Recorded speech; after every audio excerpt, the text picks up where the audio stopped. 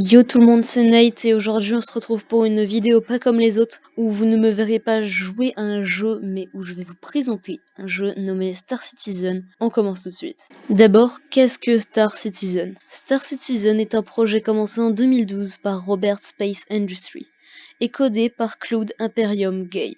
J'ai galéré à le dire plusieurs fois donc je suis fier de pouvoir vous dire ça de façon naturelle. C'est un jeu indépendant dans un open world science-fiction gigantesque, avec beaucoup de possibilités. Des planètes immenses en procédural. Les lunes sont plus grandes que les planètes de No Man's Sky. C'est immense, à cette grandeur-là, ça n'a jamais encore été fait. C'est juste révolutionnaire pour le monde du jeu vidéo. Le style de jeu. Le jeu sera pas un jeu qui se finira en 2 minutes, certes.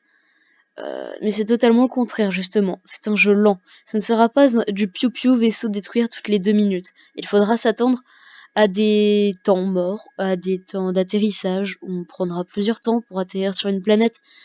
Même s'il y a le Quantum Travel, c'est le passage en hyperespace, même s'il y a ça, et bah justement, ça ne se fera pas en 2 minutes. Et il y aura des moments où on peut pas atterrir comme ça sur la planète. Ça nous rapprochera au plus possible, et à ce moment-là, il faudra descendre. Donc il faudra vraiment s'attendre à des temps morts. Ça se rapprochera plus d'une simulation qu'un jeu arcade où on tire toutes les 2 minutes. Mais sachez qu'il y a énormément de choses à découvrir. Du transport au minage, du combat à l'exploration, jusqu'à la revente, tout y passe. Il n'y a pas un seul moment où je pense vous vous ennuierez. Il y aura peut-être des moments où vous devrez attendre, mais pendant ce temps que ça atterrit, vous pouvez très bien, en attendant, balader dans votre vaisseau, vérifier votre stock, user vos missiles. Vous pouvez regarder vraiment plein de trucs, découvrir, regarder ce que vous pouvez changer sur votre vaisseau, et ça reste quand même. Faudra savoir aussi que les passages en hyperespace, il y en a qui pourront durer plus de 10 minutes. C'est énorme. C'est énorme. Sachant que c'est un quantum travel, donc c'est très rapide. Mais vous inquiétez pas, pendant ces moments-là, il y aura peut-être des pirates qui vous enlèveront grâce à des moyens, grâce à des objets de l'hyperespace pour vous attaquer. Il faut savoir que vous passerez pas des temps à rien faire non plus pendant. Il y aura pas 1 heure où vous ferez rien, je pense. Il y aura toujours un truc qui viendra casser cette monotonie d'attente. Donc je pense que ce n'est pas grave si ça dure 10 minutes. Et de toute façon, si ce serait que du piou-piou, le jeu serait aussi critiqué parce qu'il y a que ça. Donc il faut aussi savoir qu'il y a des vaisseaux créés pour ces activités. Par exemple, pour le transport, il y a un vaisseau. Donc par exemple, il y a la célèbre série des Hull ou des Hull. Il y aura des images pour vous montrer là.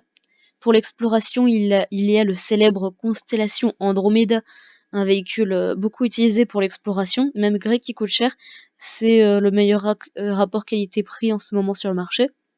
Pour le minage, il y a aussi le Prospector, le basique vaisseau de minage, celui qui sera utilisé au début. Et après, regardez là, hop, voilà, il y aura ce genre de vaisseau gigantesque de minage aussi. Donc, je vous ferai beaucoup plus de détails sur les vaisseaux dans une prochaine vidéo consacrée à ça. Il y aura des vidéos consacrées à certains vaisseaux. Et pour les plus riches qui veulent se la jouer aussi, il y a le Constellation Phoenix, très haut de gamme pour ceux qui veulent se la jouer clairement. Donc regardez, il est magnifique, je vous ferai une présentation dessus parce que là c'est qu'une seule image de l'intérieur. Vous pensez bien que ces 4 vaisseaux ne sont pas tout ça, il n'y a pas que ça. Il y a énormément de vaisseaux. C'était pour donner des illustrations et des exemples de vaisseaux. Je ferai des sujets approfondis, comme je vous l'ai dit. Il y aura des vidéos où je parlerai mieux sur ces vaisseaux et ainsi de suite. Il y aura aussi de nouveaux genres de quêtes. Exemple, une usine de missiles a besoin de matériaux pour construire de nouveaux missiles. Elle lance une requête. Vous avez compris? Elle lance une requête aux joueurs. LOL. Requête, missile, bon. Une requête au joueur du coup. Un joueur accepte, mais quand il arrive vers la planète, il se fait braquer par des pirates. Les ressources du coup ne vont pas à l'usine de production de missiles. La production de missiles du coup s'arrête. Du coup, qu'est-ce que ça engendre?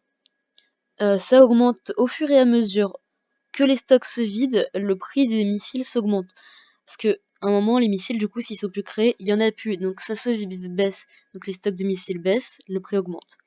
Et si le blocus de pirates ne bouge pas et que du coup on peut toujours pas ramener de matériaux, ou même que eux ils ont essayé de se ravitailler avec d'autres moyens que par les joueurs, et bah si le blocus n'est pas bougé, ça restera comme ça.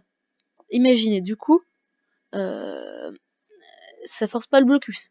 Donc, par exemple, les joueurs engageront peut-être des mercenaires pour bloquer pour bloquer le blocus. Donc, imaginez des mercenaires étant joueurs ou normal, hein, c'est le mieux, c'est des joueurs pour mon exemple. Du coup, ils payent des mercenaires qui du coup travaillent pour ça. L'économie tourne et après la bataille, il y a énormément de vaisseaux détruits du coup. Il y a énormément de vaisseaux détruits, du coup il y a des débris, et du coup il y a un vaisseau de recyclage, par exemple d'un joueur ou même d'une IA. En général, les joueurs siègent au dessus pour recycler les épaves et avoir des matériaux pour les vendre. Et il y aura aussi un système d'inventaire bien spécial pour le jeu qui rendra l'immersion encore meilleure. Je vous en parlerai dans une prochaine vidéo. Ajoutez à ça le système de jour et de nuit, le réalisme des graphismes et des ombres, juste génial. J'ai vu les graphismes de la 3.0 et même avant, ils sont juste magnifiques. Et aussi un monde énorme où vous sentez vraiment vous sentez vraiment dans ce monde un civil qui est dépassé par les événements. Et ça c'est beau, je trouve que le jeu est juste magnifique. Voilà. Du coup, donc, si vous allez dire, mais attends, ce jeu est génial, je vais l'acheter tout de suite. Eh bien non, à chaque jeu sont des avantages. Il faut savoir que Star Citizen, ça fait déjà 4 ans qu'il est en développement, on a à peine les bases. Ok, c'est normal qu'il faille tout coder excellent. Ça, je comprends. Qu'un jeu soit à 4 ans en développement, c'est normal. Mais il faut savoir qu'il reste encore, d'après Robert Industries, il reste encore 10 ans. Ils espèrent qu'il sera fini dans 10 ans. C'est fort probable qu'il soit fini avant, mais il faut savoir que s'il donne 10 ans, c'est pas pour rien, c'est qu'il restera encore de nombreuses années. Donc je vous déconseille de l'acheter tout de suite. Peut-être que du coup, ces longues années vous dégoûteront du jeu, vous ne savez pas. Franchement, je vous le déconseille de l'acheter tout de suite. Attendez et achetez-le quand vous voyez que ce sera bon. Quand le jeu est presque fini, quand le jeu il reste quoi 4 mois avant qu'il se lance. Achetez-le vraiment que quand ce sera la dernière version, quand on passe à la bêta. Je vous conseille franchement, parce que si vous l'achetez avant et que vous faites avoir, ça va vous dégoûter et c'est pas le but. Donc franchement, ne payez pas de jeu tout de suite, regardez son évolution, regardez les mises à jour, vous pouvez les regarder sur ma chaîne d'ailleurs, mais n'achetez pas le jeu tout de suite. Sur ce, ciao tout le monde, c'était Night.